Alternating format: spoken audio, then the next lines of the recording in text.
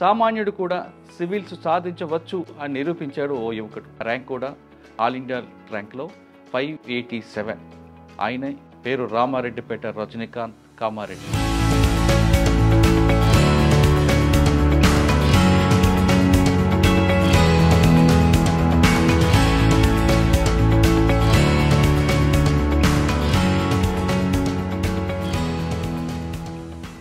పెరిగింది చాలా గ్రామీణ ప్రాంతం, మధ్యతరగతి కానీ మధ్యతరగతి కింద కుటుంబం. సివిల్ చేయాలి అన్న పట్టుదల ఎందుకు వచ్చింది? ఏ సంఘటనలో మార్పు తీసుకొచ్చింది? ఎప్పుడు వాళ్ళు చదువుకోకుండా మా పిల్లల్ని బాగా చదివించాలనేది మాత్రం మా అమ్మ నాన్నకి చాలా ఉండేది. సో ఆ చదివించాలనుకున్నప్పుడు చిన్న చిన్న ఉద్యోగాలు కాదు, మీరు పెద్ద ఉద్యోగమే చేయాలి, ఎందుకు చిన్న ఉద్యోగమే చేయాలి, ఎప్పుడు మనకు ఎందుకు కాదు, చదువుకుంటే డెఫినెట్గా మీరు కూడా ఉద్యోగాలు మంచి ఉద్యోగాలు చేయొచ్చు కదా అనేది ఇప్పుడు మా నాన్న మా అమ్మకి ఎప్పుడు ఉండేది. పెరిగిన పరిస్థితుల వల్ల కూడా నాకు ఎప్పుడు అనిపించేది మనం కూడా సో వాళ్ళ బాధలు నా బాధలు ఎప్పుడు తెలిసి ఉంటాయి కాబట్టి ఎవరికో హెల్ప్ చేస్తూ ఉండాలి, ముందుకు తీసుకెళ్ళాలి అనేది ఇప్పుడు ఉండేది. 3 సార్లు ఫెయిల్ అయినప్పుడు బాధ అనిపించలేదా? అరే ఇంతమంది చదువుతున్నారు, ఎందుకురా వెళ్ళడం, వెనక్కి వెళ్ళిపోయి ఆ టీచర్ ఉద్యోగం చేసుకుందాం అనుకున్నారా? నేను ఎందుకు సాధించకూడదు అని ఒక పట్టుదల వచ్చింది. ఫెయిల్ అవుతున్న ప్రతిసారి ఫినాన్షియల్గా చాలా ప్రాబ్లమ్స్ ఉండేవి. మళ్ళీ వెళ్తే తిరిగి రాలేము. ఒక్కసారి ఆల్రెడీ ఒకప్పుడు అనిపించేది మన వల్ల కాదు, ఇంకా మెయిన్స్ కూడా అవ్వట్లేదు, సరే ప్రిలిమ్స్ అంటే దాటాం, మెయిన్స్ అవ్వట్లేదు, వెళ్ళిపోదాం అని అనిపించేది. ఒక పేపర్లో 120 వచ్చాయి, ఒక పేపర్లో 60 మార్క్స్ వేశారు. జీర్ణించుకోలేకపోయాను. ఎందుకు భయపడాలి? నేను ఏం కోల్పోవట్లేదు, నేను ఏం వచ్చినప్పుడు నేను ఐఏఎస్ కాలేదు కదా. ఫస్ట్ ఇంటర్వ్యూ కాబట్టి క్వశ్చన్స్ ఏమంటారు, మీరే ముందు ప్రిపేర్ అవుతారు. అక్కడ మీరు ఆల్రెడీ ప్రిపేర్ అయిన ఆన్సర్లు చెప్దాం అనుకున్నారా, లేదు అక్కడ వచ్చిన క్వశ్చన్కి ఆన్సర్ రిలేటెడ్ వెంటనే చెప్పారనుకున్నారు? హౌవెవర్ ఇక్కడ ఎలా ఉంటుందంటే అంత టైం ఉండదు ఆలోచించడానికి. You hardly take 30 seconds. రెండోది ఏంటంటే సో దాని మీద ఫోకస్ చేయడం వల్ల ఆటోమేటిక్గా finally I believed in that principle and finally it gave me result. మీరు పోలీసింగ్ వెళ్ళారు ఎప్పుడైనా? వెళ్ళాను సార్. ఒకసారి కామారెడ్డిలో వెళ్ళాను, ఒకసారి హైదరాబాద్లో కూడా పోలీస్ స్టేషన్కి వెళ్ళడం జరిగింది. అక్కడ మాట్లాడే భాష ఏదైతే ఉందో, చదువుకున్న వ్యక్తులుగా తీసుకోలేకపోయా. ఈ విషయం కూడా తెలియకుండా నార్మల్గా వేరే వాళ్ళతో వెళ్ళినా కానీ అక్కడ మర్యాద లేకపోవడం, ఉన్న వాళ్ళకి లేని వాళ్ళకి చాలా డిఫరెన్స్ అక్కడ ఉంటుందని అర్థమైంది. ఉన్నవాడు వెళ్తే గవర్నమెంట్ ఉంది లేని వాళ్ళ కోసం, ఉన్నవాడు ఎలానా వెళ్ళిపోతాడు, లేనివాడే కదా ముందు వెళ్ళేది. Welcome to I dream. సామాన్యుడు కూడా సివిల్స్ సాధించవచ్చు అని నిరూపించాడు ఓ యువకుడు. ఒకసారి కాదు, 2 సార్లు కాదు, 3 సార్లు కాదు, 6వసారి సివిల్ సాధించాడు. మధ్యతరగతి కుటుంబంలో పుట్టి గ్రామీణ ప్రాంతంలో పెరిగి ప్రభుత్వ స్కూలు చదివిన కుర్రాడు 5 సార్లు రాశాడు. కానీ ఎక్కడ విసుగు చెందకుండా, నిరాశ నిస్పృహ కోల్పోకుండా ఖచ్చితంగా సాధించాలి అనే పట్టుదలతో 6వసారి ఆయన ర్యాంక్ సాధించాడు. ఆ ర్యాంక్ కూడా ఆల్ ఇండియా ర్యాంక్లో 587. ఆయనే ఈరోజు మన గెస్ట్. పేరు రామారెడ్డిపేట రజనీకాంత్ కామారెడ్డి. రజనీకాంత్ 6 సార్లు రాసిన తర్వాత కూడా సాధించడం వెనక కృషి ఏంటి, ఆ కఠోర శ్రమ వెనక పడ్డ కష్టం ఏంటి, అతనికి 6 సార్లు కూడా తల్లిదండ్రులు ఏ విధంగా ప్రోత్సహించారు, ఎంతమంది ఆయనకు సహకరించారు, విషయాన్ని ఆయన తెలుసుకుందాం. రజనీకాంత్ నమస్తే, కంగ్రాట్స్. నమస్తే sir, thank you so much. పట్టు వదలని విక్రమార్కులాగా నువ్వు సాధించావు. చాలా చాలా చాలా గ్రేట్. ఎందుకంటే 1, 2, 3 సార్లు అయిన తర్వాత చాలామంది ఇంకా డిప్రెషన్లకు వెళ్ళడం, లేదా మనకు రాదు, మనతో చేత కాదు అని ఒక సెక్టర్ పబ్లిక్ ఆ విధంగా ఆలోచిస్తుంటారు. మన వల్ల కాదు, ఎక్కడో ఉండాలి, దీని వెనక ఏదో రాజకీయ పలుకుబడి ఉండాలి, ఇటువంటి అపోహలు కల్పిస్తుంటారు కొంతమంది. అంటే నువ్వు కానీ ఒక చిన్న కుటుంబం, నాన్నగారు ఒక చిన్న గుమస్తా, ఆ గుమస్తా కడుపును పుట్టి మహా అయితే అకౌంటెంట్ అవుతారు, ఇంకేదో చేస్తారు. కానీ నువ్వు ఖచ్చితంగా సాధించాలి అనుకుని సివిల్ సాధించావు. అది కూడా ఆల్ ఇండియా లెవెల్లో వచ్చింది. నీకు ఖచ్చితంగా ఐపీఎస్ వస్తుంది అనుకుంటున్నాను. హోమ్ క్యాటర్ కాకపోయినా వేరే స్టేట్ అని రావచ్చు, ఐపీఎస్ కాకపోతే ఐఆర్ఎస్, 2 గ్యారెంటీ. ఇప్పుడు 5 సంవత్సరాల నుంచి దాదాపు 5 సంవత్సరాల నుంచి కష్టపడుతున్నాం. 5 సంవత్సరాల కష్టం వెనక పడ్డ నీ కష్టాన్ని వెనక నీ ఒక్కడుగా చాలామంది కృషి ఉంటుంది. ఫెయిల్ అవుతున్న కొలిది నీకు ప్రెజర్ పెరుగుతుంది, నిన్ను ఇక రాదు అని కొంతమంది అనుకుంటారు. అటు లేదు, నువ్వు ఖచ్చితంగా సాధిస్తావు అంటూ నీకు మోరల్ సపోర్ట్ చేసిన వాళ్ళు ఉంటారు. మోరల్ సపోర్ట్ కన్నా ఇటువంటి మాటలు విన్న తర్వాత నీలో కూడా నిరాశ నిస్పృహ వస్తుంటుంది. ఇవన్నీ ఎలాగ ఈ ట్రస్ట్ దాటుకుంటూ వచ్చావు? ఈ ప్రశ్నకు సమాధానం చెప్పే ముందు ఒకసారి మీ కుటుంబ నేపథ్యం, మీ నాన్నగారు అమ్మగారు నీకు ఏ విధంగా సపోర్ట్ చేశారు? Thank you so much sir for inviting me to your studio. Preparation టైంలో ఎప్పుడన్నా బోర్ కొడితే ఇంకా ఇదే ఇన్స్పిరేషనల్ టాక్స్ ఏదైనా చూడాలనుకుంటే ఐ డ్రీమ్లో చాలా వరకు వచ్చేసాయి. ఆల్రెడీ 4-5 ఇయర్స్లో చాలామంది టాపర్స్ వచ్చారు కదా.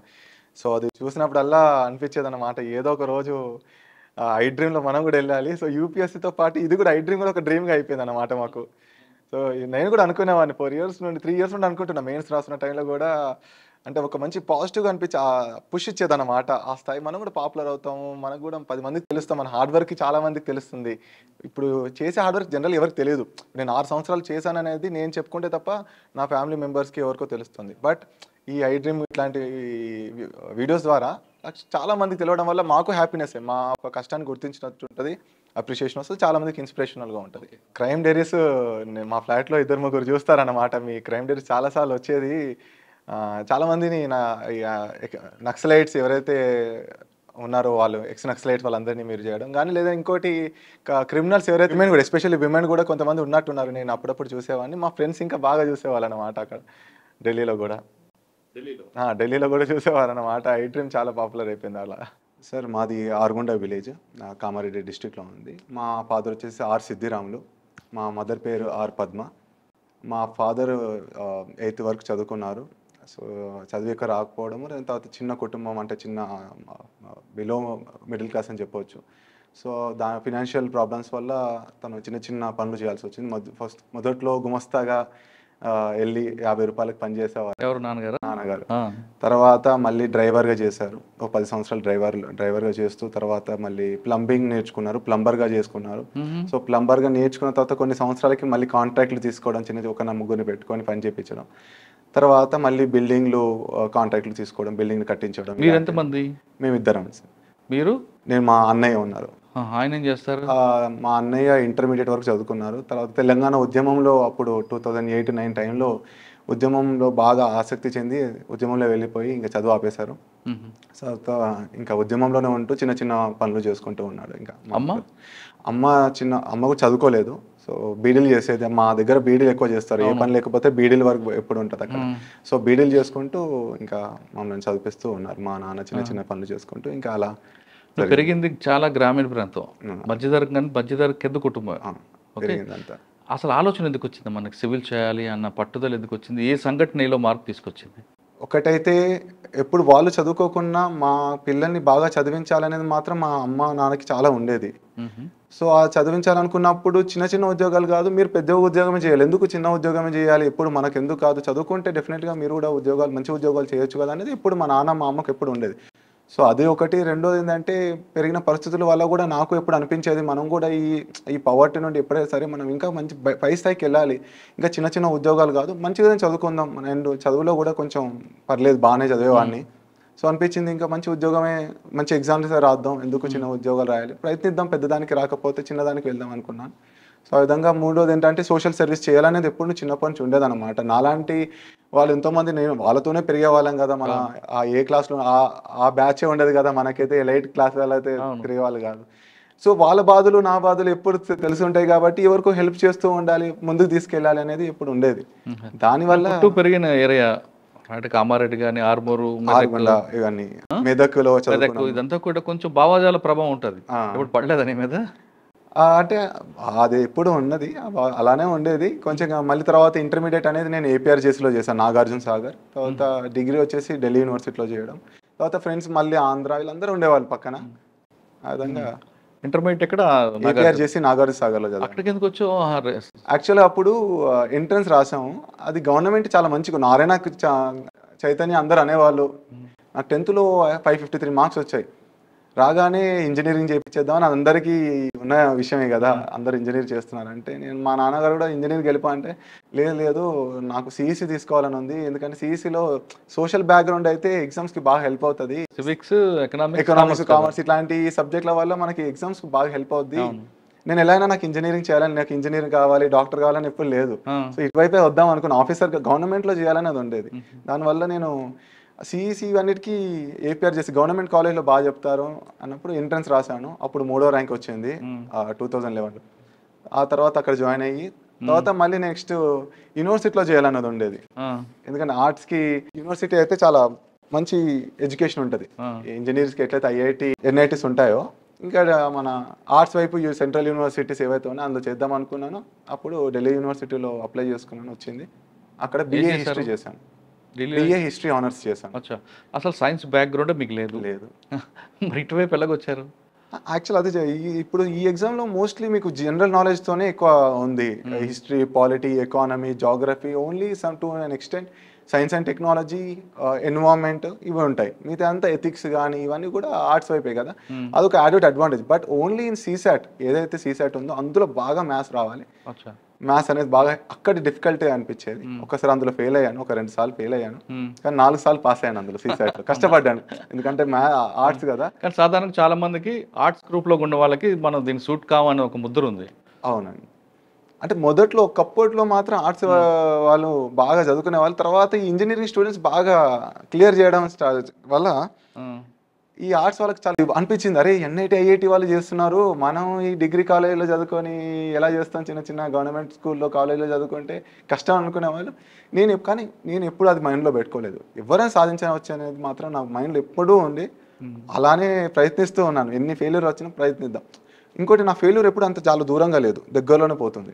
సో దగ్గర సివిల్స్ రాయాలని ఆలోచన ఎక్కడ ఎవరు తీసుకొచ్చారు మీకు? అంటే మన సొంత ఊరు నుంచి ప్రారంభమైన ఆలోచన? అంటే చిన్నప్పుడు ఒక ఆఫీసర్ కావాలనేది ఉంది. ఆఫీసర్ అంటే ఇంకా సివిల్ సర్వీసెస్. ఇంకోటి పేపర్లు చదివాను చిన్నప్పటి నుండి. అందులో డిస్ట్రిక్ట్ కలెక్టర్, ఎస్పీలే ఎక్కువ మనకు కనిపిస్తూ ఉంటారు కదా.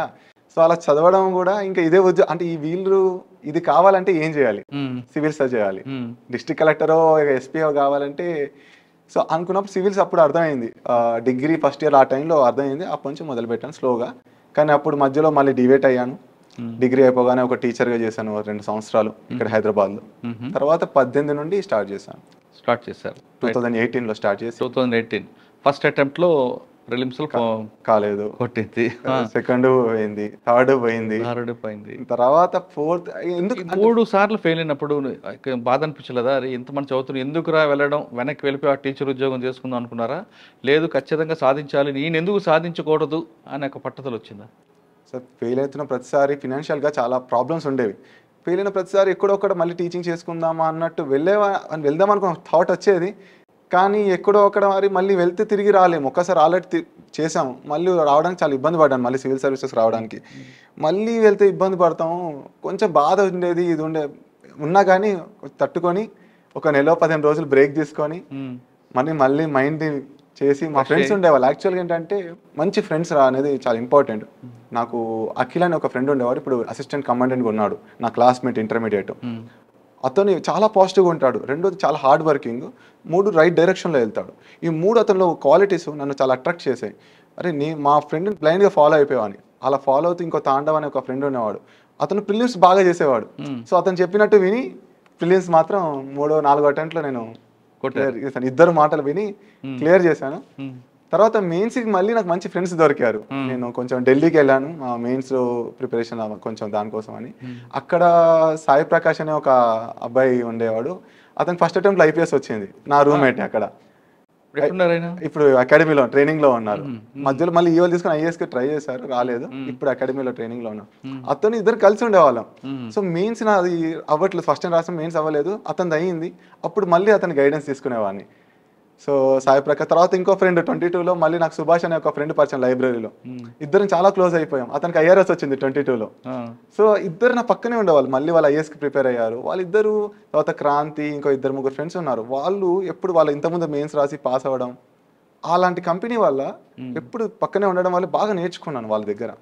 పాజిటివ్ వైబ్రేషన్ చాలా బాగా పాజిటివ్. పక్కనే వాళ్ళు క్లియర్ చేస్తూ అంటే ఒకప్పుడు అనిపించేది మన వల్ల కాదు, ఇంకా మెయిన్స్ కూడా అవ్వట్లేదు, సరే ప్రిలిమ్స్ అంటే దాటాం, మెయిన్స్ అవ్వట్లేదు, వెళ్ళిపోదామని అనిపించేది. కానీ ఈ ఫ్రెండ్స్ ఉండడం వల్ల మాత్రం ఫ్రెండ్స్ సపోర్ట్ బాగుంది.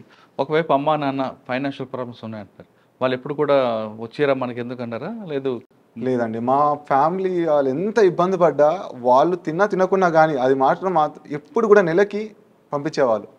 ఒక 2 రోజులు 3 రోజులు నెలకి అటు అయినా కానీ చాలా వరకు నాకు ఎప్పుడు కూడా ఫినాన్షియల్గా ప్రిపరేషన్, నువ్వు చదువు, నువ్వు అవుతుంది అనేది వాళ్ళు నమ్మారు, నేను నమ్మాను. నేను వాళ్ళకు పాజిటివ్గా చెప్తూనే ఉన్నాను, అవుతుంది, దగ్గరలోనే పోతుంది, ఎక్కువ దూరం లేదు మనకు, కొన్ని మార్కులు 5-10 మార్కులతో పోతుంది, అవుతుంది అన్న నమ్మకం వాళ్ళకు ఉండేది, నాకు ఉంది. 5 సార్లు అయిపోయింది, 6వ సారి రాశారు. ఆరోసారి కూడా ఒకవేళ ఫెయిల్ అయితే మీరు ఏం చేద్దాం అనుకున్నారు? స్టేట్ మన తెలంగాణ స్టేట్ అప్పుడే గ్రూప్ 1 మళ్ళీ అవును. పెట్టడం జరిగింది కదా, అది మంచి ఒక ఊరటగా అనిపించింది. ఓకే, ఇది పోతే సరే ఆల్ ఇండియా సర్వీస్ ప్లాన్ రాకుండా బి ఉంది రెడీగా. ప్లాన్ బిలో గ్రూప్ 1 సర్వీస్ అయితే మన స్టేట్లో మళ్ళీ సరే ఏదైనా ఆఫీసరే కదా, మన స్టేట్లో ఉంటాం, మళ్ళీ మన ప్రజలకి సేవ చేసుకోవచ్చు అనేది మళ్ళీ ఆ ఫీలింగ్ వచ్చింది. కాబట్టి 2 సంవత్సరాలు మళ్ళీ అలా గడిచిపోయింది, ఎందుకంటే ఇది లేకుండా అది ఉందని. మళ్ళీ last 2 attempts 5th 6th attempt అయితే ఉండడం వల్ల ప్రిలిమ్స్ రాసినప్పుడు స్టేట్లో 2 సార్లు జరిగాయి కదా, ప్రిలిమ్స్ అయిపోయేది, మెయిన్స్కు మనకు జరగలేదు కాబట్టి. అచ్చా, సరే ఒకసారి మనం వెనక్కి వెళ్దాం. 2018 నుంచి మీరు 23 వరకు కొట్టారు, 5 years. ఆప్షన్ ఏం తీసుకున్నారు మీరు? నాది హిస్టరీ ఆప్షనల్ సార్. ఎందుకో? నేను చదివింది BA history honours Sri Venkateswara college Delhi యూనివర్సిటీలో. తర్వాత MA హిస్టరీ కూడా ఇగ్నో నుండి చేశాను, డిస్టెన్స్లో MA పూర్తి చేశాను హిస్టరీలోనే. అలానే UGC నెట్ రాసాను, నెట్ క్లియర్ అయింది. సో దాంట్లో నాకు బాగా సబ్జెక్ట్. కానీ అందులో చాలా మంది ఏమంటారంటే ఎక్కువ పేపర్లు రాయాలి, రాస్తూనే ఉండాలి అంటారు. అవును సార్, అది చాలా చదవాలి.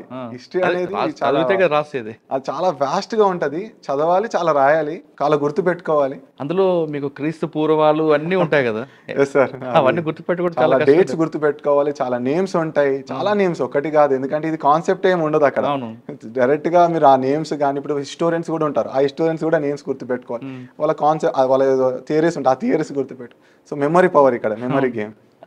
అంటే క్రీస్తు పూర్వ వరకు వెళ్తుంటారు కదా, ఎక్కడో మన ఇండస్ వ్యాలీ సివిలైజేషన్ నుండి మొదలు అందులో ఎన్ని సైట్స్ ఉన్నాయి, ఆ సైట్స్ పేర్లు, ఆ సైట్స్ లో ఇంపార్టెంట్ ఎక్స్కవేషన్స్ ఏం జరిగాయి, లేదా తర్వాత ఆ వేదిక్ సివిలైజేషన్ లో ఏం జరిగాయి. సో చాలా మెమరీ గేమ్. అంటే ఒకవేళ ఆ హిస్టరీ తీసుకోవడం వల్ల 5 సార్లు మీకు ఇబ్బంది అయిందా? యాక్చువల్లీ సాధారణంగా ఆంథ్రోపాలజీ, సోషియాలజీ తీసుకుంటారు కదా కొంతమంది, పబ్లిక్ అడ్మినిస్ట్రేషన్ కొంచెం ఈజీగా. అడ్వాంటేజ్ నాకు డిసడ్వాంటేజ్ రెండు జరిగింది సార్. ఎలా? ప్రిలిమ్స్ లో బాగా అడ్వాంటేజ్ సార్ అది, ఎందుకంటే హిస్టరీ నుండి 20 క్వశ్చన్లు వస్తాయి. హిస్టరీ చదవడం వల్ల ఒక 18-17 క్వశ్చన్లు పెట్టేవాడిని ఈజీగా. సో అక్కడే మనకు 50 క్వశ్చన్లు వస్తే మనకు సరిపోద్ది, నాకు 17 క్వశ్చన్లు హిస్టరీలో సరిపోయాయి.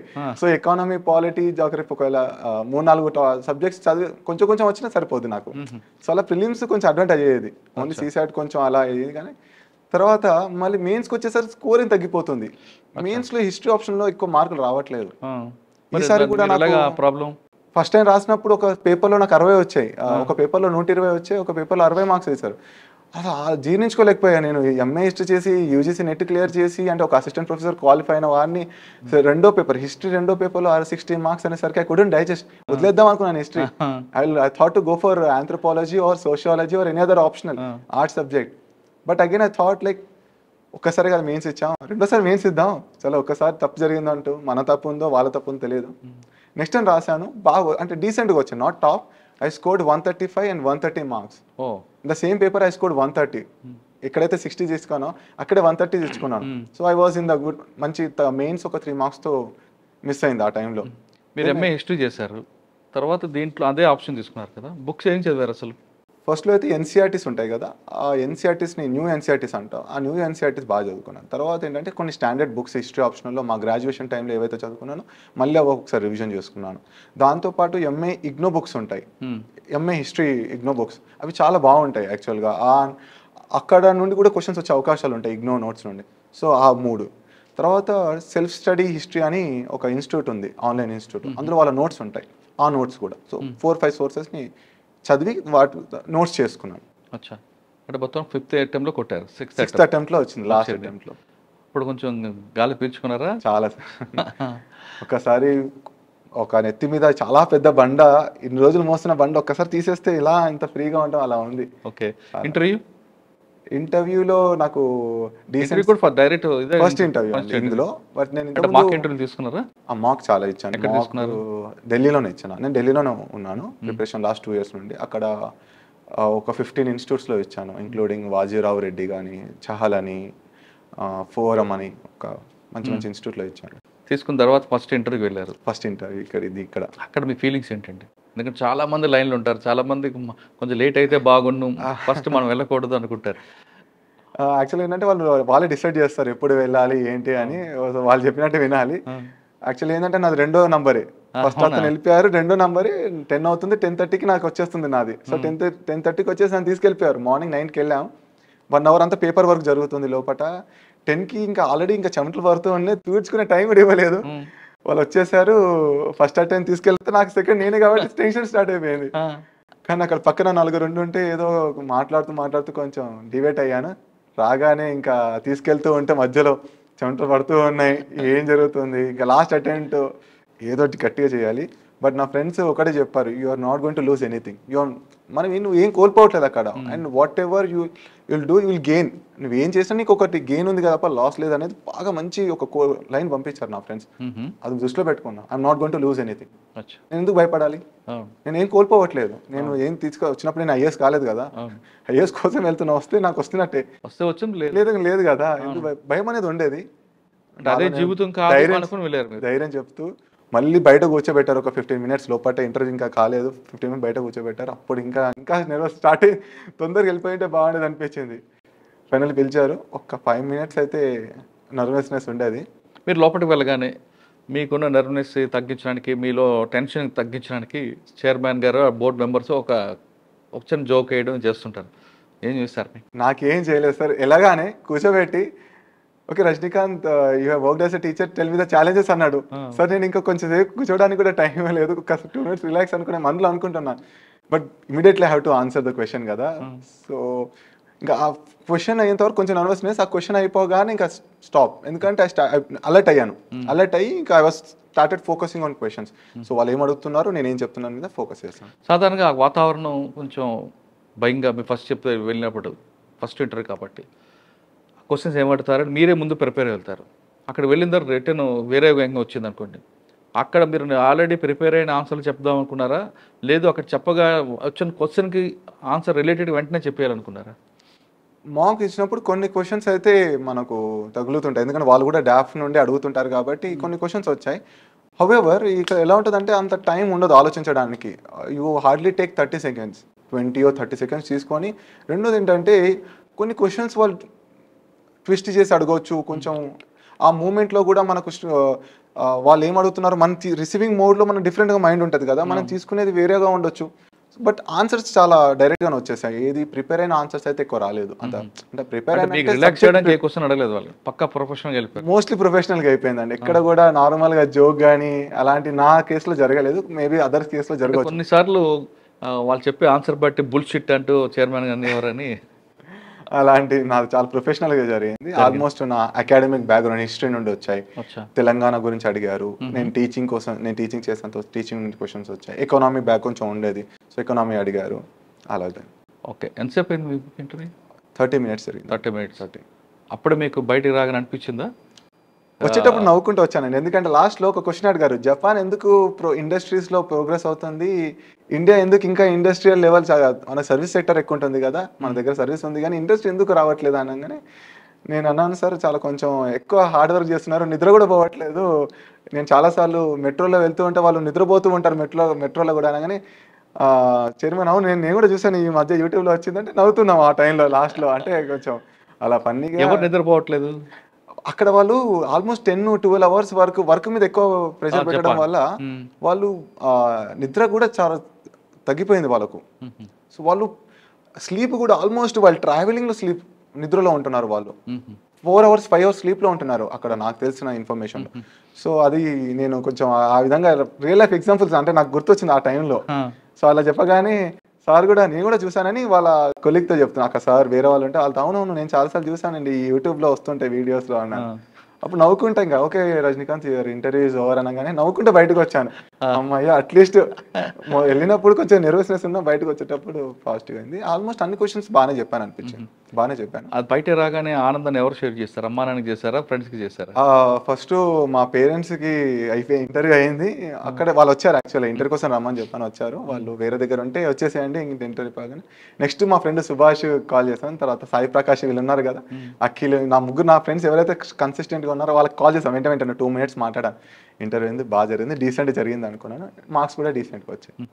ఓకే, వెళ్ళే ముందు కానీ లేదా పరీక్ష రాస్తున్నప్పుడు కానీ 5 సంవత్సరాల జర్నీలో మీరు ఏమన్నా దేవుడిని నమ్మారా, లేదు అంతా నా కష్టం ఏదో వెళ్తుంది అనుకున్నారా? లేదు సార్, నేను డెస్టినీని నమ్ముతాను. ఆల్రెడీ ఆ కర్మ సిద్ధాంతం మనకు ఆల్రెడీ రాసి పెట్టింటే వస్తుంది అనేది నేను ఎప్పుడు నమ్ముతూనే ఉంటాను. అవెవర్ మళ్ళీ ఆ భగవద్గీతలో ఉంటుంది, మన కృషిని నమ్ముకోవాలి, ఫలితాన్ని కాదన్నట్టు. నేను ఎప్పుడు కూడా వర్క్నే బిలీవ్ చేస్తాను. రిజల్ట్ ఎన్ని ఫెయిల్స్, అది మేజర్ రీజన్ ఏంటంటే రిజల్ట్ ఎప్పుడు నేను బాధ కలిగిస్తుంది కానీ నేను దాన్ని కన్సిడర్ చేయలేదు.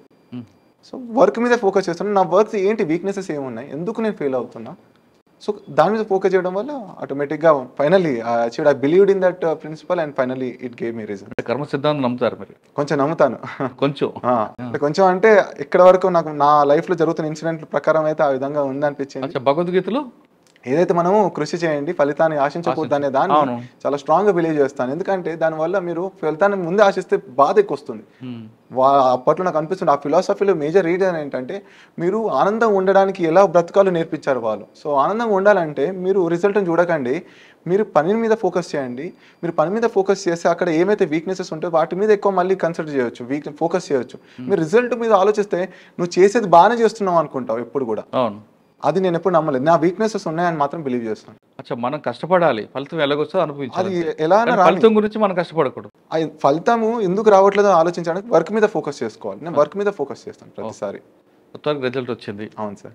587 తెలియగానే ఏమనిపించింది ఆ ఫీలింగ్స్? సార్ ఆనంద వాసన అంటాం కదా, అసలు కళ్ళల్లో చాలా తిరుగుతున్నాయి. రెండోది మా పేరెంట్స్కి వెంటనే షేర్ చేయాలనిపించింది.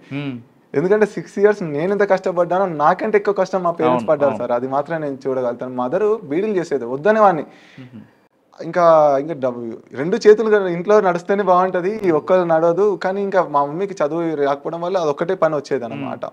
తను నేను ఎప్పుడు ప్రిపరేషన్ టైంలో కూడా చెప్పేవాడిని, కానీ నేను ఏదో చేసి డబ్బులు వస్తే మనకు తర్వాత నాకు ఇది కాకుండా ఏదో ఒక ఉద్యోగం వస్తుంది, బాగానే వస్తావు, కొన్ని రోజులు నువ్వు మానేసావని కూడా వినేది కాదు. సో ఫస్ట్ మా అమ్మకి చెప్పాలి, మా నాన్నకి చెప్పాలనిపించింది. మా నాన్న కూడా అంతే, ఏదో ఒకటి చేయాలి, పని చేయాలి, డబ్బులు రావాలంటే అన్నట్టు ఉండేవాళ్ళు. కాబట్టి వెంటనే చెప్పేసా, నాన్న అయిపోయింది నాన్న, మీ కొడుకు ఆఫీసర్ అయ్యాడు ఫైనల్లీ, మీరు ఇంకా రిలాక్స్ అవ్వండి, అస్సలు బాధ అనేది ఇంకా టెన్షన్ పెట్టుకో, లైఫ్ లో టెన్షన్ పెట్టుకున్నాను. థ్యాంక్ యూ చెప్తున్నా, నాకు చాలా థ్యాంక్ యూ చెప్తున్నా. థ్యాంక్ యూ నాన్న, నువ్వు చాలా కష్టపడ్డావు. So it was so emotional moment sir. ఎక్కడ అప్పుడెక్కడున్నారు మీరు? నేను ఢిల్లీలో ఉన్నాను సార్. ఇక్కడికి వచ్చినప్పటికీ నేను వెంటనే వచ్చేసాను సార్. ఇంకా ఫ్లైట్ ఎంత అయింది, ఇంకా ఫ్లైట్ డబ్బులు అడిగి మా ఫ్రెండ్ని, అరే డబ్బులు లేదా నేను ఇంటికి వెళ్ళాలని చెప్పేసి 10,000 అడిగి ఇంటికి వచ్చేసాను. రాగానే సార్ ఇంకా వాళ్ళు చూసి ఏడ్ చేశారు సార్ మా మదర్. ఇంకా అంతా వీడు ఇంత కష్టపడ్డాడు, వీడు మాత్రం అసలు వదలట్లేదు ఇది కానీ.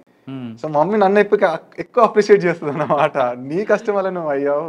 మీరు ఐఏఎస్ కానీ ఐపీఎస్ కానీ అవ్వాలనుకుంటే మీకు ఒక గోల్ ఉంటుంది, ప్రజలకు ఈ విధంగా సేవ చేయాలి, ఈ రంగాల్లో వాళ్ళకి మనం సపోర్ట్ చేయాలి. ఎగ్జాంపుల్ ఐఏఎస్ అయ్యారనుకోండి, ఎక్కువ దేని మీద ఫోకస్ చేస్తారు మీరు? ఎడ్యుకేషనా, స్కిల్ డెవలప్మెంటా, అన్ఎంప్లాయ్మెంటా, లేదా ఉమెన్ ఎంపవరా, లేదంటే అగ్రికల్చరా, దేని మీద ఎక్కువ ఫోకస్ ఉంటుంది? నా మైండ్లో ఎప్పుడూ 2-3 ఉండేవి సార్. ఒకటి అయితే ఎడ్యుకేషన్, ఎస్పెషలీ మా కామారెడ్డి, నిజామాబాద్ ఆ ప్రాంతంలో విమెన్ లిటరసీ చాలా తక్కువ sir, below national average. For example మా మదర్ చదువుకోలేదు కదా, అసలు జీరో నా ఎడ్యుకేషన్ అన్నమాట. అక్కడ మా మమ్మీ వాళ్ళ అక్కలు చెల్లి ఎవరు చదువుకోలేరు అట్లా ఆ ప్రాంతంలో. విమెన్ లిటరసీ బాగా ఎంకరేజ్ చేయాలని ఎప్పుడు ఉండేది. రెండోది ఏంటంటే సార్ అగ్రికల్చర్. ఈ అగ్రికల్చర్లో సార్ మా చుట్టాలు చాలా మంది అగ్రికల్చర్ వాళ్ళు ఉంటే వాళ్ళకు ఇన్కమ్ సరిగ్గా చాలా తక్కువ ఉంటుంది సార్. సో ఏదో ఒకటి ఇన్నోవేటివ్గా మనం అగ్రికల్చర్లో కూడా మనం కాంట్రిబ్యూట్ చేయాలనేది ఉండేది. మూడోది ఏంటంటే ఈ చైల్డ్ మ్యారేజెస్ ఇవన్నీ బాగా జరుగుతాయి మా వైపు. చైల్డ్ మ్యారేజెస్ కానీ ఈ కొంచెం ఈ కాస్ట్ డిస్క్రిమినేషన్ కూడా చాలా ఉండేది. ఇప్పుడే ఉందా అంటే ఊర్లలో అయితే మీకు తెలిసిందే సార్, అది ఎక్కడొక్కడ ఓపెన్గా చేయకుండా కానీ కాస్ట్ డిస్క్రిమినేషన్ జరుగుతున్నాయి. ఒక 10 సంవత్సరాల బ్యాక్ అయితే, 15 సంవత్సరాల బ్యాక్ నేను చిన్నప్పుడు పెరుగుతున్న పరిస్థితుల్లో చూసింది. సో మైండ్లో ఉండేది. సో మనం అందరం ఈ ఎకనామికల్గా వాళ్ళని అప్లిఫ్ట్ చేయాలి, ఇంకా ఎకనామికల్గా ఎవరైతే ఉన్నారో బ్యాక్వర్డ్ కాస్ట్ కానీ అందరినీ మనం మంచి ముందుకు తీసుకెళ్ళి అందరూ మనం అన్ని కాస్ట్ ఈక్వల్ అయిపోయేటట్టు ఉండాలనేది ఈ 3-4 ఉండేవి మైండ్లో. స్ట్రాంగ్ రీజన్స్ సార్ ముందుకు వెళ్ళడానికి. ఓకే, ఇవి కాకుండా ప్రతి మనిషికి కావాల్సింది విద్య, వైద్యం, హెల్త్ మీద మీరు ఏమైనా ఫోకస్ చేశారు అప్పట్లో? హెల్త్ కూడా అంటే గవర్నమెంట్ హాస్పిటల్స్ని బాగా ఎంకరేజ్ చేయాలని ఉండేది. ఎందుకంటే ప్రైవేట్ హాస్పిటల్లో సార్ ఇప్పుడు ఒక ఎంఆర్ఐ స్కాన్ తీయాలంటే నాకు సొంతగా నేను చూసుకుంది ఏంటంటే 10,000 రూపాయలు ఒక స్కాన్ తీయాలంటే. అంటే చిన్న చిన్న కుటుంబాలు అయితే అఫోర్డ్ చేయలేవు. సో గవర్నమెంట్ హాస్పిటల్స్ పట్ల కూడా మనం ఇంకా ఇన్ఫ్రాస్ట్రక్చర్ అంటే మనం ఆ లెవెల్ వెళ్ళినప్పుడు పాలసీ మేకింగ్లో we can contribute towards the government hospitals అనేది కూడా అనిపించింది. అలా కూడా మీరు ఢిల్లీ వెళ్ళారు, అక్కడ కూడా మీరు ఢిల్లీ చుట్టుపక్కల అన్ని ప్రాంతాలు తిరుగుంటారు, హర్యానా అని చూసుంటారు. మనకి తెలంగాణ స్టేట్లో ఉన్న గ్రామీణ ప్రాంతాలకి మీరు వెళ్ళిన ఢిల్లీ చుట్టుపక్కల గ్రామీణ ప్రాంతం చాలా వ్యత్యాసం కనిపిస్తుంటుంది. అంటే కమర్షియల్ దీంట్లో కానీ లేదా చదువులో కానీ ఇంట్లో అటువంటి కల్చర్ని, అటువంటి కమర్షియల్ క్రాప్స్ని మన ప్రాంతంలో పరిచయం చేయాలి, ఖచ్చితంగా మన కలెక్టర్ అయితే చేయాలని ఏమైనా మీరు పెట్టుకున్నారా? అవును సార్, నేను లాస్ట్ 2 అటెంప్ట్స్ మెయిన్స్ రాసేటప్పుడు బాగా చదువుకునే వాళ్ళం. ఈ అగ్రికల్చర్ అనే సబ్జెక్ట్ మీద కూడా చాలా నా దగ్గర ఉండేది. అప్పుడు ఏమనిపించిందంటే మన దగ్గర మేజర్గా ఈ ఓన్లీ మొక్కజొన్న, షుగర్ కేన్ కానీ కొన్ని క్రాప్స్, కాటన్ ఇవే ఉన్నాయి.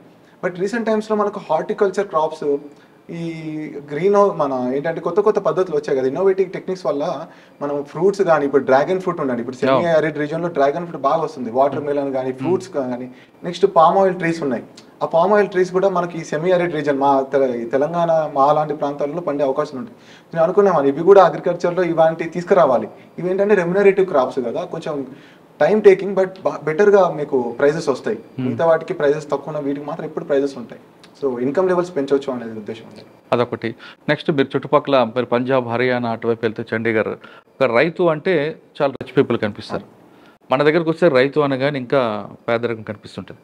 అటువంటి కల్చర్, అటువంటి మన దగ్గర రైతు కూడా అదే విధంగా తలెత్తుకొని కార్లో, బెంచ్ కార్లో తిరిగే విధంగా ప్లాన్ చేయాలని ఉందా? అదే సార్, అది కావాలంటే మన కమర్షియలైజేషన్ ఆఫ్ క్రాప్స్ కావాలి. ఇప్పుడు సస్టైనబుల్ మనం మాత్రమే ఉన్నాం అంటే కేవలం పండించిన దాంట్లో మనకు వాళ్ళ కుటుంబాలు, కొన్ని కుటుంబాలకు సరిపోయేంతనే ఉంది. ఎక్కువ కమర్షియలైజేషన్ ఈ మధ్య మనకు రీసెంట్గా తెలంగాణ వచ్చాక కొంచెం బెటర్ అయింది. హౌవెవర్ ఈ క్రాప్స్ కేవలం మనకు 3-4 క్రాప్స్ ఏవైతే అవి కాకుండా మిగతా ఏదైతే హార్టికల్చర్ కానీ, బ్యాంబూ ట్రీస్ కానీ, మనకు ఈ సెరికల్చర్ కానీ, ఇప్పుడు చాలా డిఫరెంట్ ఏదైతే ఉన్నాయో అవన్నీ కూడా మనం ఈ ప్రాంతంలో చాలా తక్కువ మా దాంట్లో. వీటి ద్వారానే మనం అట్లా పంజాబ్ రైతుల్లాగా కావాలంటే డిఫరెంట్గా చేయాలి. అంటే ఇట్లాంటి కొత్త పద్ధతులు కానీ, డ్రిప్ మన ఇరిగేషన్ తక్కువ కదా, మన దగ్గర కెనాల్ లేదు. అక్కడంటే కెనాల్స్ ఉన్నాయి, వాటర్ ఫుల్గా వస్తుంటాయి. మన దగ్గర ఈ డ్రిప్ ఇట్లాంటి ఎంకరేజ్ చేయాలి. సో మైక్రో ఇరిగేషన్ లాంటి ఏదైతే ఉన్నాయో. సాధారణంగా చాలా మంది ఏమనుకుంటారంటే డెవలప్మెంట్ అంటే రోడ్లు వేసాం, లైట్లు వేసాం అనుకుంటారు. అదే డెవలప్మెంట్ కాదు అన్నది మీలాంటి వాళ్ళకి తెలుసు, ఇక్కడ అమ్మాయికి తెలియదు. ప్రతి మనిషి యొక్క తలసరి ఆదాయం పెంచడానికి ఒక కొత్త జనరేషన్ ఆఫీసర్గా మీ దగ్గర ఎలాంటి ప్లాన్ ఉంది? పర్ క్యాపిటల్ ఇన్కమ్ పెరగాలంటే సార్ ఫస్ట్లీ మనం డైవర్సిఫికేషన్ ఆఫ్ ద జాబ్స్ ఉండాలి. అంటే మేజర్గా ఎవరైతే ఇప్పుడు ఒక ఫర్ ఎగ్జాంపుల్ అగ్రికల్చర్లోనే తీసుకుంటే మనము వాళ్ళు కేవలం ఒక క్రాప్ మీద డిపెండ్ కాకుండా మిక్స్డ్ ఫార్మింగ్ అంటాం కదా, వాళ్ళతో ఈ మన యానిమల్ రేరింగ్ కూడా, అంటే ఈ ఆవులను వీళ్ళని కూడా పెంచడం, వాటి ద్వారా మిల్క్ ఏదైతే ఉత్పత్తులో మిల్క్కి ఈ మధ్య చాలా డిమాండ్ ఉంది కదా, మిల్క్ ప్రొడక్ట్స్ కానీ. సో అది. రెండోది ఏంటంటే మనం ఇట్లాంటి ట్రీస్, కొన్ని కమర్షియల్ ట్రీస్ ఉంటాయి, వాటిని కూడా వాళ్ళకి పెంచాలి. ఓకే, ఆ విధంగా. నెక్స్ట్ ఇండస్ట్రియల్ సెక్టర్ ఉంది సార్. మేజర్గా ఏంటంటే మన ఇండస్ట్రియల్ సెక్టర్ చాలా తక్కువ. సో ఇన్నోవేటివ్ మనకు ఇన్వెస్ట్మెంట్లు అట్రాక్ట్ చేయాలి మన ఏరియాలోకి, కంపెనీస్ రావాలి. ఇప్పుడు ఒక కార్ కంపెనీ పెట్టామంటే దాని ద్వారా ఎన్నో సెకండరీ ఆపర్చునిటీస్ వస్తాయి. సో ఆ విధంగా మనం ఇండస్ట్రీని డెవలప్ చేసుకుంటూ, దెన్ సాఫ్ట్వేర్ కూడా మనం హైదరాబాద్ ఏదైతే ఉందో సార్, యాక్చువల్గా మన పర్ క్యాపిటల్ ఇన్కమ్ హైదరాబాద్ పక్కన పెట్టేస్తే మిగతా వాళ్ళ పర్ క్యాపిటల్ చాలా తక్కువ ఉంది. సో ఈ సాఫ్ట్వేర్ ఇండస్ట్రీస్ని మనం డీసెంట్రలైజ్ చేయగలిగితే డెఫినెట్లీగా, అది వచ్చేసి ఇప్పుడు కొంచెం సిద్దిపేటలో మొదలైంది, వరంగల్, కరీంనగర్లో కొంచెం అయింది. ఈ కామారెడ్డి, మా నిజామాబాద్, ఆదిలాబాద్ ఈ సైడ్ కూడా కొంచెం సాఫ్ట్వేర్ ఇండస్ట్రీస్, నార్మల్ ఇండస్ట్రీస్, ఈ ఫ్యాక్టరీస్ కూడా వస్తే పర్ క్యాపిటల్ ఆటోమేటిక్గా పెరుగుతుంది. రైట్. ఇంకా ఐఏఎస్, ఒకవేళ ఐపీఎస్ ఇప్పుడు 587 ఐఏఎస్ వచ్చింది. హోమ్ కేటర్ అయితే డౌట్ అనుకుంటా, ఇంకా వేరే స్టేట్కి వెళ్తారు. రోస్టర్లో ఏ స్టేట్కి వచ్చిన వెళ్తారా, లేదు అక్కడ ఎవరు అమ్మాయిని పెళ్లి చేసుకుని మళ్ళీ మీకు హోమ్ కేటర్కి వస్తారు? ఇప్పుడైతే ఆలోచన ఏం లేదు సార్. మనకు సర్వీస్ కావాలి. నేను ఎప్పుడు ఈ స్టేట్లో చేయాలని, ఎందుకంటే అనుకుంది ఆల్ ఇండియా సర్వీస్ కాబట్టి ఏ స్టేట్ వచ్చినా మనకు ఓకే అనుకున్నాను. డెఫినెట్లీ మన స్టేట్ వస్తే I would be the most happy person. But however అది సెకండ్. మన స్టేట్ కన్నా వేరే స్టేట్లో పనిచేస్తాం, ఎక్స్పోజర్ పెరుగుతుంది కదా. అవునండి, డెఫినెట్లీ. ఇంకోటి ఏంటంటే ఈ రాజకీయ ఒత్తిడి తగ్గిపోతాయి కంపారిటివ్. లేదంటే ఇక్కడ మన వాళ్ళే కదా, ఇది చేయి అది చేయని అంటుంటారు. అదైతే కొంచెం తక్కువ ఉంటుంది ఇనిషియల్లీ. ఒక 5 సంవత్సరాలు 10 సంవత్సరాలు అక్కడ మనం ఎక్కువ ఒత్తిడి పెట్టారు, మనం కూడా వినే అవకాశాలు కూడా ఉండవు అక్కడ వేరే స్టేట్. లా అండ్ ఆర్డర్ విషయం, ఇప్పుడు మీరు ఒక ఐపీఎస్ ఆఫీసర్ రాబోయేవారు అనుకుందాం. లా అండ్ ఆర్డర్ ఎలా చేయాలి? మీకు ఢిల్లీ లాంటి క్రైమ్ ఏరియాలో చూశారు కాబట్టి, కామారెడ్డిలో క్రైమ్ కంపేర్ చేసుకుంటే ఢిల్లీలో ఎక్కువ ఉంటుంది మన తెలంగాణ కంపేర్ చేసుకున్నా. ఇప్పుడు జనరేషన్ క్రైమ్ ఎలా పెరిగిందంటే ట్రెడిషనల్ క్రైమ్ పోయింది, వైట్ కాలర్ అఫెన్స్ వెళ్ళిపోయింది, ఇప్పుడు సైబర్ క్రైమ్ నడుస్తుంది ఎక్కువగా. ఈ సైబర్ క్రైమ్ కంట్రోల్ చేయడం కానీ, లేదా క్రైమ్ ఎగ్నిస్ట్ ఉమెన్ విషయంలో కానీ, క్రైమ్ ఎగ్నిస్ట్ చైల్డ్ విషయంలో, వీటి మీద ఏమైనా మీరు కొత్తగా చేద్దాం కానీ, లేదు పోలీస్ స్టేషన్కి వచ్చిన వాళ్ళ పట్ల మర్యాదగా మాట్లాడడం. మీరు పోలీస్ స్టేషన్కి వెళ్ళారు ఎప్పుడైనా? వెళ్ళాను సార్. అక్కడ మీకు ఎలాంటి అనుభవం ఎదురైంది? చాలా చేదు అనుభవాలేదు సార్. ఎందుకంటే అటువంటి అనుభవాలు వేరే వాళ్ళకి రాకుండా ఉండడానికి మీరు కొత్త ఒక ప్లాన్ చేసుకొని దాన్ని డెవలప్ చేద్దామని ఏమైనా ఉందా? డెఫినెట్లీ చాలా నాకు ఫస్ట్ ఎప్పుడు కూడా చెప్పండి, మీకు ఎక్కడ చేదనుభవం ఇది? 2-3 సార్లు పోలీస్ స్టేషన్కి వెళ్ళినప్పుడు అక్కడ వాళ్ళు మాట్లాడే భాష నాకు నచ్చలేదు సార్. ఎందుకు ఎస్ఐ వెళ్ళారు కానీ మీరు? సిఐ కానీ ఒకసారి చిన్న చిన్న గొడవలో వెళ్ళాం. ఎక్కడ? కామారెడ్డిలోనా? ఒకసారి కామారెడ్డిలో వెళ్ళాను, ఒకసారి హైదరాబాద్లో కూడా పోలీస్ స్టేషన్కి వెళ్ళడం జరిగింది. అక్కడ మాట్లాడే భాష ఏదైతే ఉందో అది నాకు నచ్చలేదు సార్. అంటే ఒక సిఏ స్థాయి ఎస్ఐ స్థాయిలో ఉన్న వ్యక్తులు కూడా లకారాలు మకారాలు మాట్లాడుతూ ఉంటే చదువుకున్న వ్యక్తులుగా తీసుకోలేకపోయా. ఇదేంటి నేను ఏదో నేరస్తుని కాదు, లేదంటే నేనేదో టెర్రరిస్ట్నో, లేదంటే నేను ఇంకా పెద్ద తప్పులు చేసి ఉండలేదు, లేదంటే నేను ఇంకా అసలు విషయం కూడా తెలియకుండా రాగానే మర్యాద లేకుండా మాట్లాడడం. నేను నార్మల్గా వేరే వాళ్ళతో వెళ్ళినా కానీ అక్కడ మర్యాద లేకపోవడం, ఉన్న వాళ్ళకి లేని వాళ్ళకి చాలా డిఫరెన్స్ అక్కడ ఉంటుందని అర్థమైంది. ఉన్నవాడు వెళ్తే కూర్చొని బట్టి మాట్లాడతారు, లేనివాడు వెళ్తే గేట్ బయట ఉండాలి, సార్ వస్తాడు పిలుస్తారు లోపలికి అంటారు. అంటే ఎంత వ్యత్యాసం సార్. అసలు గవర్నమెంట్ ఉంది లేని వాళ్ళ కోసం, ఉన్నవాడు ఎలానా వెళ్ళిపోతాడు, లేనివాడే కదా ముందు వెళ్ళేది. లేనివాడికే ఇబ్బందులు, ఉన్నవాడు ఎందుకు వెళ్తాడు పోలీస్ స్టేషన్, ఇక్కడ ఎందుకు వాడు ఎందుకు వెళ్తాము? సో లేనివాడు వెళ్ళిన ముందు తెలుసు వీళ్ళు వస్తారని. అట్లాంటప్పుడు మనం మా భాషలో కానీ వెంటనే మళ్ళీ రియాక్షన్ అనేది కొంచెం ఈ మధ్య మన తెలంగాణలో మారొచ్చు కొంచెం మన పోలీసింగ్ లో, కానీ మిగతా వేరే రాష్ట్రాల్లో కానీ ఇంకా ఆ భాష ఉంది. అంటే అది ఆ చేంజ్ తీసుకురావాలనుకున్నారు. అది ఒకటి. 2 సార్ మన అలానే మీరు సైబర్ క్రైమ్స్ అంటున్నారు కదా, అందులో కూడా డెఫినెట్లీ మనకు ఇన్నోవేటివ్ సొల్యూషన్స్ కావాలి. ఒకటి స్కిల్ డెవలప్మెంట్ చేపియాలి, ఎస్ఐ కానీ సిఏ స్థాయిలో కానీ, లేదంటే కానిస్టేబుల్ స్థాయిలో నుండి కూడా కొంచెం ట్రైనింగ్ ఈ సైబర్ దాంట్లో ట్రైనింగ్ వాళ్ళకి ఇస్తేనే వాళ్ళు అవేర్నెస్ క్రియేట్ చేయగలుగుతారు. ఎందుకంటే గ్రౌండ్ లెవెల్లో చేసేది వాళ్ళే కాబట్టి. మీరు గ్రామీణ ప్రాంతం వచ్చారు, భావజాలం కొంత లేకపోయినా కొంచెం స్మెల్ అయితే ఉంటుంది మీకు, కానీ ప్రజలకి పోలీసుల మధ్యన ఒక గ్యాప్ ఉంది. మీరు కింద స్థాయిని చూసి వచ్చారు కాబట్టి ఆ గ్యాప్ని తగ్గించడానికి మీ దగ్గర ప్లాన్ ఆఫ్ యాక్షన్ ఉందా ఏమన్నా? అవును సార్. ఒకటే నేను ఏమనుకున్నానంటే, ఒకవేళ ఐపీఎస్ సార్ వస్తే మాత్రం వారంలోనో ఎప్పుడో ఒకసారి రూరల్ ఏరియాస్కి వెళ్ళాలి. ఎందుకంటే వాళ్ళు మ్యాక్సిమం ఎస్ఐ సిఎస్ స్థాయిని కలిసడానికి వీలుంటుంది, ఒక ఎస్పీ లెవెల్ ఒక ఎస్పీ లెవెల్ని కలిసడానికి వీలు ఉండదు. సో వాళ్ళు మన దగ్గర రావడం కంటే మనమే వాళ్ళ దగ్గరికి, ఏదైతే మనం ప్రజల వద్దకే పాలన అంటాం కదా, ఆ విధంగా నేను అనుకునేవాడిని. వారంలో ఒక్కసారైనా సరే ఆఫీస్ నుండి బయటికి వెళ్ళి వాళ్ళ దగ్గరికి వెళ్ళి మనం విలేజ్ లో ఒక మీటింగ్ అరేంజ్ చేసేసుకొని, మీకు ఏ ఇష్యూస్ ఉన్నాయి వాళ్ళు రావడం మీరే వాళ్ళ దగ్గర ఎప్పుడో ఒకసారి వీలైన 15 రోజులకు ఒకసారి మనకి, ఎందుకంటే ఆఫీసర్ గా డిఫరెంట్ రోల్ ఉంటుంది. దాని తర్వాత పర్సనల్ స్థాయిలో కూడా వెళ్ళి ఎప్పుడైనా సండే ఎప్పుడైనా నాకు వీలు దొరికితే విలేజెస్కి వెళ్ళాలి. విలేజెస్ అక్కడికి వెళ్ళి పంచాయతీ గ్రామ సభలో కానీ ఎక్కడైనా పార్టిసిపేట్ చేయాలనేది ఇప్పుడు ఉండేది. ఆలోచన మంచిదే, ఆలోచన చాలా మంది ఇంప్లిమెంట్ చేస్తున్నారు. కానీ ఇక్కడ ఒక మైనస్ ఎదురవుద్ది. మీరు డైరెక్ట్గా గ్రామీణ ప్రాంతంలో వెళ్ళి పబ్లిక్తో ఇంటరాక్ట్ అయ్యి మీ సమస్యలు ఉంటే డైరెక్ట్గా నాతో మాట్లాడిన ఫోన్ నెంబర్ ఇస్తే అక్కడ మీకు ప్రజలకి మధ్యలో ఇంకొక లేయర్స్ ఉన్నాయి, డిఎస్పీ సిఐ ఎస్ఐ. వాళ్ళు డైరెక్ట్గా వీళ్ళందరినీ ఓవర్కమ్ చేసి డైరెక్ట్ ఎస్పీతో మాట్లాడుతున్నారు కాబట్టి మాకు చాలా ఇబ్బంది అవుతుందంటూ కొంతమంది సబార్డినేట్స్ అంటుంటారు. అటువంటి సమస్య వచ్చింది అనుకోండి, మీరేం చేస్తారు అప్పుడు?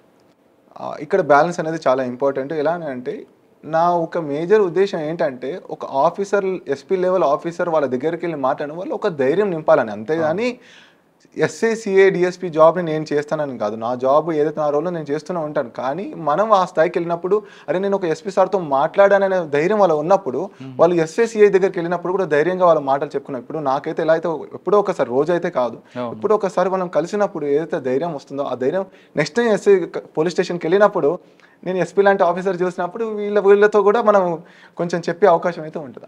ఆ ఉద్దేశం చెప్పే అవకాశం ఉంటుంది. ప్లస్ ఎస్పీతో కంపేర్ చేసుకుంటారు అంటే ఆ విధంగా మనం ఆ స్థాయి ఎస్పీతో కంపేర్ చేస్తారు, కానీ ఎస్ఐ రూట్ బిహేవియర్ తట్టుకోలేరు కదా. అది కొన్ని అందులో ఇష్యూస్ రావచ్చు. మేము దాన్ని స్లోగా ఒక లోపలికి వెళ్ళాక తెలుసు ఆ గ్రౌండ్ లెవెల్ ఇంకా మనం, ఎందుకంటే వెంటనే వెళ్ళగానే ఇంప్రూవ్మెంట్ వస్తుంది నేను అన్నాను. నేను ఒకవేళ ఇంకా నేర్చుకున్నాను చాలా ఉంటాయి ఆ రోల్లో. ఒకవేళ ఐఆర్ఎస్ వచ్చింది, అవును సార్, అప్పుడు ఏం చేస్తారు? ఆర్థిక వ్యవస్థని సార్ ఏదైతే మనకు ఈ మధ్య ఈ కరప్షన్ కానీ ఇలాంటి ఎకనామికల్గా జరుగుతుంటే ఆ దగ్గర మినిమైజ్ చేయడానికి ట్రై చేస్తుంటాం అంతే. ఇక్కడ బ్లాక్ మనీ ఏదైతే జరుగుతుంది, మేజర్గా రీజన్ ఏంటంటే ఐఆర్ఎస్ వాళ్ళది బ్లాక్ మనీని రెడ్యూస్ చేయడం, ఎలిమినేట్ చేయడానికి మేజర్గా వీళ్ళు ఉంటారు ఐఆర్ఎస్ ఆఫీసర్లు. సో ఆ దాంట్లో ఎకనామికల్గా కానీ మనం కాంట్రిబ్యూట్ చేయొచ్చు కంట్రీకి. అంటే 3 వచ్చాయి అనుకోండి, 3 రాదు కానీ ఒకటి వస్తుంది గ్యారెంటీ. ఐఏఎస్ రాదు, ఐపీఎస్ లేదా ఐఆర్ఎస్. ఐపీఎస్ మీకు వస్తుంది అనుకుంటున్నా. వచ్చిందంటే ఒకవేళ పోలీస్ స్టేషన్కి వెళ్ళారు మీరు, ఫస్ట్లో ప్రతి ఆఫీసర్కి మంచి జిల్లు కొట్టదు. ఆ టైంలో ఎవరైనా కనబడితే, ఒక ఏదో అమ్మాయి విషయంలో కానీ ఇంకొక విషయంలో కనబడితే వాళ్ళని కూర్చోపెట్టి ఆ విషయం షార్ట్ అవుట్ చేస్తారా, లేదు మీలో ఉన్న టెంపర్మెంట్ బయటకు వచ్చి వాళ్ళని ఇంకో రకంగా రెడీ చేస్తారు? సార్ మేబీ ఫస్ట్ సెకండ్ అటెంప్ట్లో వచ్చి ఉంటే మేబీ ఈ టెంపర్ ఉండదేమో. ఆల్రెడీ ఏజ్ కూడా వచ్చేసింది, అంటే ఆల్రెడీ 28, 29, 30 ఇయర్స్ దగ్గరకు వచ్చాం కాబట్టి మనం ఆ టెంపర్ ఇప్పుడు సర్వీస్ లోపు 30 దాటుతాయి కాబట్టి టెంపర్ అనేది తగ్గిపోయింది. అన్ని ఆలోచించి ఇప్పుడు కొంచెం స్టేబుల్గా మెచ్యూర్డ్గా చేస్తూ వెళ్తారు. రూల్ ఆఫ్ లా అని, సీనియర్స్ యొక్క మన అడ్వైజర్స్ని అండ్ స్టాండర్డ్ ప్రొసీజర్స్ ఉంటాయి కదా. ఎందుకంటే ఆల్రెడీ ఫ్రెండ్స్ సర్వీస్లో వెళ్తూ ఉండడం వల్ల నాకు వాళ్ళతో ఇంటరాక్షన్ అవ్వడం వల్ల కొంచెం సిస్టమ్ అనేది తెలుసుకుంటూ వచ్చింది లాస్ట్ 2-3 ఇయర్స్లో. బట్ ఆ స్టెబిలిటీ వచ్చింది, మెంటల్ స్టెబిలిటీ కానీ మెచ్యూరిటీ కానీ. నన్ను వెన్ ఐ వాస్ అట్ 21, 22కి మీరు అన్నట్టు ఆ సింగం సినిమా చూసినప్పుడు వెళ్ళి ఐపీఎస్ అనగానే అది ఎలా ఉంది, ఇప్పుడు అదేం లేదు, ఆ ఊపు పోయింది. ఇప్పుడు నార్మల్గానే చట్టం పని దాన్ని చేసిపోయేలా చేస్తారు. రూల్ ఆఫ్ లా ఎప్పుడు మెయింటైన్ చేయాలి. కాన్స్టిట్యూషన్ మాకు ఎప్పుడు అదే, మేము చదువుకునేటప్పుడు కూడా కాన్స్టిట్యూషన్, రూల్ ఆఫ్ లా అని, డిస్క్రిషన్ ఉండకూడదు, డిస్క్రిషన్ తక్కువ ఉండాలి. నేను నా సొంత డిసిషన్ తీసుకోకుండా abide by the law, constitution, ఈ 3. సరే, 5 సంవత్సరాలు కష్టపడి ర్యాంక్ కొట్టారు, మరి మీ అమ్మగారికి ఇంటికి కోడలు ఎప్పుడు తీసుకొస్తారు? ఆవిడ కోరిక తీర్చాలి కదా సార్. అదైతే యాక్చువల్గా ఈ ప్రిపరేషన్ అంతవరకు థాటే లేదు, ఎందుకంటే ఈ జాబ్ లేకుండా ఇవ్వరు, మీకు తెలిసిందే విషయం. ఏం చేస్తున్నావు అంటారు ఇప్పుడు కూడా. అందుకోసం నేను పెళ్లిలోకి వెళ్ళలేదు. మీరు ర్యాంక్ వచ్చింది కాబట్టి సంబంధాలు వరుసగా వస్తుంటాయి. ఇప్పుడైతే ఇంకా రాలేదు సార్. మేబీ ఇంటర్వ్యూస్ చూసాక ఎవరన్నా వస్తే మాత్రం డెఫినెట్లీ. ఇంకా అమ్మగారు అడుగుతున్నారా చాలా 2 years నుండి అడుగుతున్నారు. ఈ ఇయర్ అనుకుంటాను, ఒకవేళ అంటే అమ్మగారిని అత్తగారు చేస్తారు అది వాళ్ళ ఇష్టం సార్, వాళ్ళ చేతిలో ఉంది. They respect me, I respect them. అంటే మీ మనసులో ఎవరు లేరు? అంటే ఉన్న సిచ్యువేషన్స్ దాటిపోయావా? అయిపోయాయి సార్. ఆ లవ్ ఏజ్ అనేది, ఆ లవ్ ఏజ్ అవన్నీ దాటుకుంటూ వచ్చేసాం. ఇంకా ఇప్పుడు ఇంకా we have to listen to the సొసైటీని కూడా వినాలి. ఇంకా వీఆర్ రెస్పాన్సిబుల్. మనం చేసేది ప్రతిదీ కూడా ఒక 10 మంది చూస్తూ ఉంటారు కాబట్టి respecting the society, the my family, then my other people. మీ మీద మొత్తం అందరూ ఫోకస్ ఉంటుంది. చిన్న తప్పు చేసినా అది ఎక్స్పోజ్ అవుతుంది సార్. అదే తప్పే కనిపిస్తుంటది యాక్చువల్ గా. మంచి అనేది చాలా తక్కువ మంది తీసుకుంటారు. మీరు ఇప్పుడు వచ్చే ఏ స్టేజ్కి వచ్చారంటే మీకు వెళ్ళాడు పొలిటికల్ బ్యాక్గ్రౌండ్, ఫైనాన్షియల్ బ్యాక్గ్రౌండ్ లేదు, మీ ఓన్ ఇంటిగ్రిటీని అలా డెవలప్ చేసుకుంటూ వచ్చారు. ఇక్కడ చిన్న స్టోన్ పడిందంటే రాయి షోకేస్ మీద పడితే ఎలాగుంటుందో అంత ఇంపాక్ట్ అవుతుంది. ఇప్పుడు మీరు ఎంత కేర్ఫుల్గా ఉండాలో అంత కేర్ఫుల్గా ఉండాల్సి వస్తుంది. Definitely sir. అదే అందుకోసమే ఏ డిసిషన్ కూడా 10 మందిని కన్సల్ట్ అవుతూనే తీసుకోవాలి. ఇండివిజువల్గా ఇప్పుడు we are part of the system. ఇప్పుడు గవర్నమెంట్లో వచ్చాం కాబట్టి వీఆర్ టు కన్సల్ట్. ఫైనల్గా చెప్పండి, మిమ్మల్ని చూసి సాధించాలి అనుకున్న వాళ్ళు చాలామంది వస్తుంటారు. ఈ స్టోరీ చూసో లేదంటే మిమ్మల్ని ఇన్స్పైర్గా ఫాలో అయ్యి వస్తున్న ఆస్పిరెంట్స్ మీరు ఇచ్చే మెసేజ్ ఏంటి? ఒకటి సార్, డిసిప్లిన్ చాలా ఇంపార్టెంట్ లైఫ్లో. అది ఏ జాబ్ అయినా, అది ఏ అంటే ఎగ్జామ్ అయినా, ఏదైనా డిసిప్లిన్ చాలా ఇంపార్టెంట్. సెకండ్, కన్సిస్టెంట్గా ఉండాలి. 3, హార్డ్ వర్కింగ్ ఉండాలి. 4, స్మార్ట్ వర్క్. ఈ రోజుల్లో స్మార్ట్ వర్క్ చాలా ఇంపార్టెంట్. కాంపిటీషన్ చాలా పెరిగింది. సో హార్డ్ వర్క్ అందరు చేస్తున్నారు కాబట్టి ఇక్కడ కొంచెం స్మార్ట్ వర్క్ ఉండాలి. 3, ఇంకా లాస్ట్ వచ్చేసేసి అయితే అన్సర్టనిటీ అనేది లైఫ్లో ఉంటుంది. Do not expect the result మీరు ఆలోచించకండి. మీరు ప్రాసెస్ని ఎంజాయ్ చేయండి. ఏదైనా, అది సివిల్స్ అయినా, గ్రూప్ 1 ఎగ్జామ్ అయినా, మీరు ప్రాసెస్ని ఎంజాయ్ చేయండి. రైట్ డైరెక్షన్లో వెళ్ళండి. మన మెంటర్ బాగా ఉండాలి. అంటే ఒక గైడెన్స్ అనేది బాగా తీసుకోండి. యాటిట్యూడ్ వదిలేయండి. అంటే నేను చాలా ఇంటెలిజెంట్, నాకు అన్ని తెలుసు అనేది ఉంటే ఇంకా మీరు ఐఏఎస్ కాదు, మీరు ఇంకా వేరే ఉద్యోగాలు ఉండాల్సిన. సో నాకు ఏది రాదు, నేను డీసెంట్గా ఒక నార్మల్ విద్యార్థిని, యావరేజ్ పర్సన్ని, irrespective of from where you graduate. అంటే అది లేకుండా ఇవన్నీ కొన్ని ఉంటాయి ఫ్యాక్టర్స్. అంటే ఈ ఆఫీసర్ లైక్ క్వాలిటీస్ ఉంటే మాత్రం డెఫినెట్లీ కన్సిస్టెంట్గా ఉండేది వచ్చేంత వరకు ప్రయత్నించండి. మీరు బ్యాకప్గా ఏదైనా పెట్టుకోండి, అది కూడా ఇంపార్టెంట్. సో బ్యాకప్ ప్లాన్ పెట్టుకోండి. ఒకవేళ ఇది కాకపోతే అది అన్నట్టు ఉంటే you will be successful definitely. Okay, కష్టపడండి, కానీ ఫలితం ఆశించకుండా కష్టపడితే ఖచ్చితంగా మీరు సక్సెస్ సాధిస్తారంటున్నారు రజనీకాంత్. ఒక గుమస్తా కొడుకు ఈరోజు ఐపీఎస్ అవుతున్నారంటే అది ఎంత కష్టం అనేది అర్థమవుతుంది.